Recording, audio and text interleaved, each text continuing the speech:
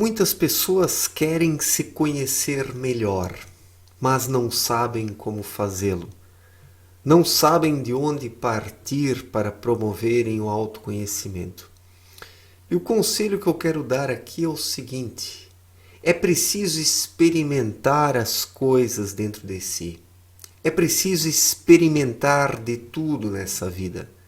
Não de forma leviana, aquele que se afunda nos vícios, né? Não nesse sentido que eu estou falando, mas no sentido de que a vida precisa ser vivida pelo ser humano, ele precisa experimentá-la para que possa crescer, evoluir e também se conhecer. A própria vivência faz parte do autoconhecimento. O autoconhecimento é um processo e é vivendo que o ser humano se conhece. Aquele que não vive não se conhece. Como aquele que se afunda nos vícios e nas paixões também não se conhece. São os dois extremos, né? E mais uma vez, eu repito, o melhor é o equilíbrio. Então, o problema não está em viver, em experimentar as coisas, em errar em determinados momentos, porque os próprios erros fazem parte da vida. O problema é quando o ser humano erra a vida toda da mesma forma, quando ele repete os mesmos erros ao longo de sua existência. Que ao menos os erros sejam diferentes ao longo da vida de uma pessoa, né? Assim ela consegue aprender alguma coisa, né? O problema é aquele sujeito que erra a vida toda de forma exatamente igual. Isso é inadmissível, né? Mas existem muitas pessoas assim, infelizmente, que repetem os erros e não aprendem nada, né? Então, o autoconhecimento, ele depende do ser humano viver, dele experimentar as coisas, experimentá-las dentro de si mesmo, pesá-las com o seu espírito, com a sua consciência, com a sua intuição. O ser humano precisa exercitar a sua consciência. Diante das diferentes situações da vida, ele precisa pesá-las com a consciência, com a intuição ou com o sexto sentido, ou seja, através da vida interior. E essa vida interior vai indicar caminhos ao ser humano, vai mostrar a diferença entre o certo e o errado. Então, é preciso observar as coisas com o olhar interior. É preciso observar os seus próprios atos a partir disso, para poder separar o joio do trigo nas ações humanas, porque quem não se observa de dentro para fora não consegue discernir coisa alguma e também não alcança o autoconhecimento, porque ele é algo interior, está dentro do ser humano, em seu próprio espírito. O autoconhecimento ele vai se desenvolvendo ao longo da vida conforme o ser humano encara as experiências positivamente, conforme ele vive de forma equilibrada. Uma pessoa assim consegue se conhecer, porque não afunda nos vícios, nas paixões, não se torna escrava das coisas, né? O ser humano pode experimentar as coisas, mas não pode ser escravizado por elas, porque daí ele perde o controle sobre si próprio, acaba sendo dominado pelas coisas, perde a sua liberdade, não executa o seu livre-arbítrio e também não tem como se conhecer, porque para se conhecer é preciso ser livre. É preciso ser livre. Os escravos não se conhecem porque estão escravizados às coisas. Já pessoas livres têm a capacidade e as condições de se conhecerem, porque o espírito está desperto. O espírito observa os acontecimentos da vida de forma consciente. E essa consciência é que permite ao ser humano se conhecer através das próprias vivências e das experiências, porque quem não vive não se desenvolve, não experimenta os seus talentos, as suas aptidões, os seus dons, as suas potencialidades. É através das vivências que nós colocamos a nossa bagagem interior em funcionamento.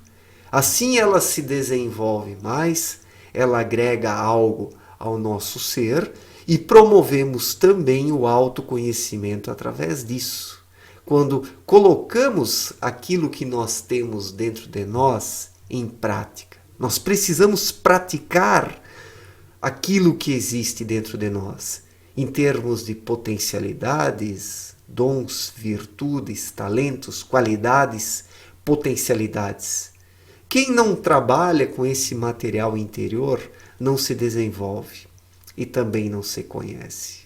Então o ser humano ele precisa viver. Aquele que não vive não se desenvolve e também não se conhece. O ser humano apenas não pode se perder em meio às coisas, se tornando refém dos prazeres passageiros, da sua vaidade, da arrogância, da sensualidade.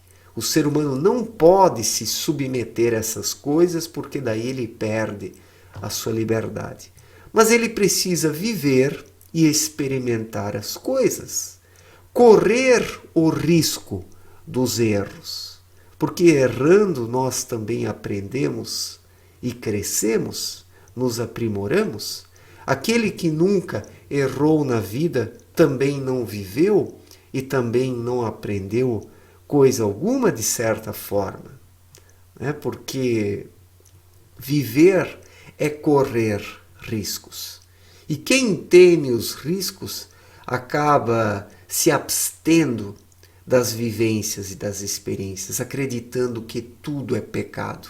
É claro, o pecado existe, o pecado aí está, mas o que é pecado?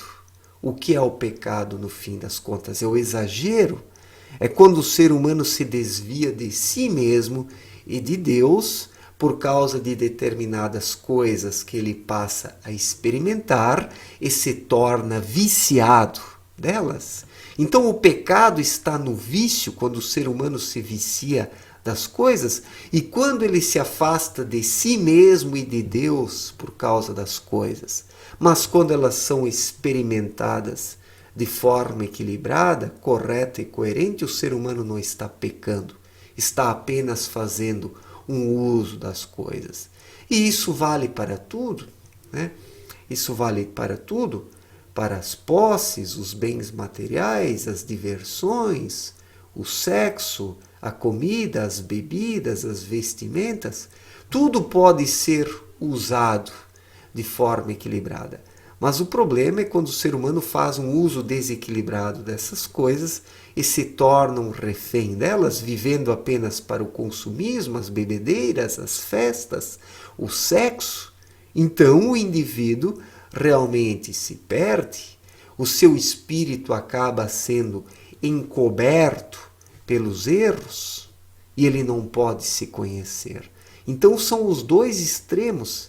Aquele que não vive, que acredita que tudo é pecado, que se abstém da própria vida, e por outro lado, aquele que se afoga nas coisas e se perde, se desvia de si mesmo e também de Deus. Esse é um pecador e também não consegue se conhecer. Mas o autoconhecimento, ele depende das vivências que o ser humano tem, das experiências. É preciso experimentar tudo dentro de si, com a consciência, com o sexto sentido, com a intuição. Quando o ser humano experimenta as coisas dessa forma, ele desenvolve as suas potencialidades, faz um uso correto das coisas e não se torna um escravo delas. E assim continua crescendo ao longo de toda a sua vida e vai se conhecendo a cada dia que passa, porque não se prende às coisas, faz um uso correto delas sem ser escravizado por elas. Então aí é que está o detalhe, no equilíbrio.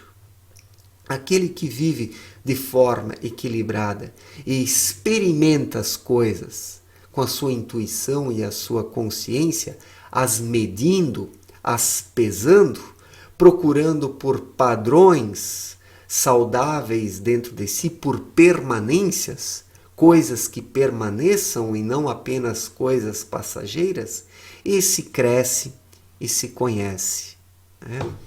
E o autoconhecimento, como eu disse, depende das próprias vivências. Aquele que não vive e não experimenta as coisas não consegue encontrar permanências dentro de si e nem padrões comportamentais, padrões éticos, né? É através das vivências que o ser humano cresce e também se conhece e se desenvolve. Certo, gente?